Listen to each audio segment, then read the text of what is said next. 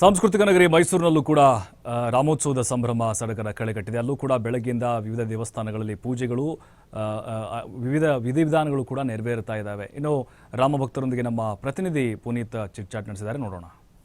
ಅಯೋಧ್ಯೆಯಲ್ಲಿ ರಾಮಲಲ್ಲಾ ಮೂರ್ತಿಯ ಪ್ರಾಣ ಪ್ರತಿಷ್ಠಾಪನೆ ಇದೆ. ಈ ಒಂದು ಸಂದರ್ಭದಲ್ಲಿ ಮೈಸೂರಿನಲ್ಲೂ ಕೂಡ ಸಂಭ್ರಮ ಸಡಗರ ಮುಗಿಲು ಮುಟ್ಟಿರತಕ್ಕಂಥದ್ದು. ಇನ್ನ ರಾಮಲಲ್ಲಾ ಮೂರ್ತಿಯ ಒಂದು ಕೆತ್ತನೆ ಮಾಡಿರುವಂತಹ ಶಿಲ್ಪಿ ಅರುಣ್ ಯೋಗಿರಾಜ್ ಮೈಸೂರಿನವರಾಗಿದ್ದು ಮೈಸೂರಿಗೆ ಕೀರ್ತಿ ತಂದಿದ್ದಾರೆ ಅಂತ ಹೇಳಿ ಈಗ ಸಂಭ್ರಮಾಚರಣೆಯನ್ನ ಮಾಡಲಾಗ್ತಾ ಇದೆ. ಅದರಲ್ಲಿ ಪ್ರಮುಖವಾಗಿ ಸೈಕಲ್ ಪ್ಯೂರ್ ಅಗರಬತ್ತಿಯವರು ಕೂಡ ಸಾಕಷ್ಟು ಸಿದ್ಧತೆಯನ್ನ ಮಾಡಿಕೊಂಡಿದ್ದಾರೆ.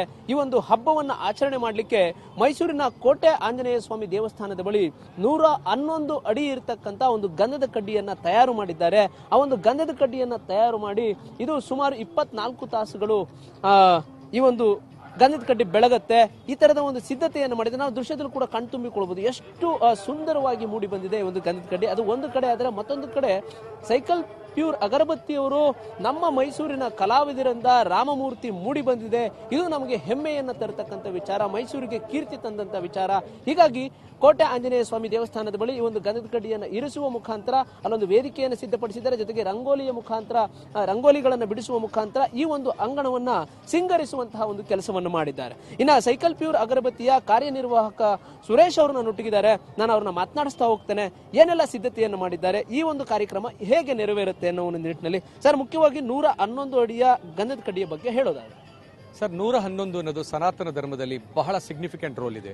ಬ್ರಹ್ಮ, ವಿಷ್ಣು, ಮಹೇಶ್ವರ ಇವರ ಮೂವರಿಂದನೇ ಈ ಪ್ರಪಂಚ ಅನ್ನೋದು ಎಲ್ರಿಗೂ ಗೊತ್ತಿದೆ. ಹಾಗಾಗಿ ನಾವು ಯಾವಾಗ ನಮಗೆ ವರ್ತಮಾನ ಬಂತು, ಮೈಸೂರಿನ ಶಿಲ್ಪಿಯಾದಂಥ ಅರುಣ್ ಯೋಗಿರಾಜ್ ರವರ ಕಲಾಕೃತಿಗೆ ಮನ್ನಣೆ ಸಿಕ್ಕಿದೆ, ರಾಮಲಲ್ಲಾ ಮೂರ್ತಿ ಆ ಮೂರ್ತಿಗೆ ಪ್ರಾಣ ಪ್ರತಿಷ್ಠಾಪನೆ ಅಯೋಧ್ಯೆಯಲ್ಲಿ ಆಗ್ತಿದೆ ಅಂದಾಗ ಮೈಸೂರಿನ ನಾಗರಿಕರಾಗಿ ನಾವು ಹಾಗೂ ನಮ್ಮ ನೆರೆಹೊರೆಯವರೇ ಆದಂಥ ಅರುಣ್ ಯೋಗಿರಾಜ್ ಅವರ ಕಲಾಕೃತಿಗೆ ನಾವು ಯಾವುದಾದ್ರು ರೀತಿಯಲ್ಲಿ ಸಂಭ್ರಮಿಸಬೇಕು ಅಂತ ಹೇಳಿದಾಗ ನಮ್ಮ ಕೊಲೀಗ್ಸ್, ನನ್ನ ಸಹೋದ್ಯೋಗಿಗಳೆಲ್ಲ ಸೇರಿ ಒಂದು ಪ್ಲಾನ್ ಅನ್ನ ಮಾಡಿದ್ವಿ. ಒಂದು 111 ಅಡಿ ಅಗರಬತ್ತಿ ಬ್ರಹ್ಮ, ವಿಷ್ಣು, ಮಹೇಶ್ವರರ ಹೆಸರಿನಲ್ಲಿ ಆ ರಾಮನಿಗೆ ನಾವೇನು ಅರ್ಪಿಸಿದ್ರು ಸಾಲಲ್ಲ, ಸುಮಾರು ದಶಕಗಳು, ಶತಕಗಳೇ ಕೂಡ ಇದಕ್ಕೆ ಒಂದು ಹೋರಾಟವನ್ನ ಮಾಡಿದ್ರು. ಆ ಶಿಲ್ಪ ಕೃತಿಗೆ ನಾವು ಹೇಗೆ ಇದಕ್ಕೆ ನಾವು ಮನ್ನಣೆಯನ್ನು ಕೊಟ್ಟಾಗ ಸಂಭ್ರಮಿಸೋದು ಹೇಗೆ ಅಂದಾಗ ನನ್ನ ಸ್ನೇಹಿತರು ಎಲ್ಲರೂ ಕೂಡ ಸೇರಿ ಒಂದು ದೊಡ್ಡ ಅಗರಬತ್ತಿಯನ್ನು ಮಾಡೋಣ ಸರ್, ಯಾರೂ ಪ್ರಪಂಚದಲ್ಲೇ ಮಾಡಿರಬಾರ್ದು. ಅದಕ್ಕಿಂತ ಬಹಳ ಮುಖ್ಯವಾಗಿ ದಶಾಂಗ ಅಂತಕ್ಕಂಥ ಒಂದು ಉಲ್ಲೇಖ ಇದೆ ಆಯುರ್ವೇದದಲ್ಲಾಗಲಿ ಸ್ಕ್ರಿಪ್ಚರ್ಸ್ನಲ್ಲಾಗಿ. ಅದು ಯಾವುದೇ ಸಾಂಬ್ರಾಣಿ, ಲೋಬಾನ, ಶ್ರೀಗಂಧ, ಬೆಲ್ಲ, ಜೇನು ಹೀಗೆ ಹಲವಾರು ಪದಾರ್ಥಗಳು, ಅಂದರೆ 10 ಪದಾರ್ಥಗಳನ್ನು ಸೇರಿಸಿ ಅಗರಬತ್ತಿ ನಾವು ಮಾಡಿ ಆರೋಗ್ಯಕರವಾದಂಥ ಒಂದು ಅಗರಬತ್ತಿಯನ್ನು ಕೋಟೆ ಆಂಜನೇಯ ಸ್ವಾಮಿ ದೇವಸ್ಥಾನದ ಮುಂದೆ ಇದನ್ನು ಹತ್ತಿಸಬೇಕು ಅಂತ ಕೇಳ್ಕೊಂಡಾಗ ನಮಗೆ ಈ ಪರ್ಮಿಷನ್ ಅನ್ನು ಸಿಕ್ಕಿದೆ. ನಾವೆಲ್ಲರೂ ಕೂಡ ಇವತ್ತು ಆ ಕ್ಷಣಕ್ಕಾಗಿ ಕಾಯ್ತಾ ಇದ್ದೇವೆ. ನಮ್ಮ ಜೊತೆ ಎಲ್ಲರೂ ಕೂಡ ಸಂಭ್ರಮಿಸ್ತಾ ಇದ್ದಾರೆ ಅಂತ ಹೇಳಿದ್ರೆ ತಪ್ಪಾಗಲಾರದು. ಧನ್ಯವಾದ. ಇದಿಷ್ಟು ಸೈಕಲ್ ಪ್ಯೂರ್ ಅಗರಬತ್ತಿ ಕಾರ್ಯನಿರ್ವಾಹಕರಾಗಿರುವಂತಹ ಸುರೇಶ್ ಅವರ ಮಾತುಗಳು. ಕ್ಯಾಮರಾ ಪರ್ಸನ್ ನಂದೀಶ್ ಜೊತೆ ಪುನೀತ್, TV5 ಮೈಸೂರು.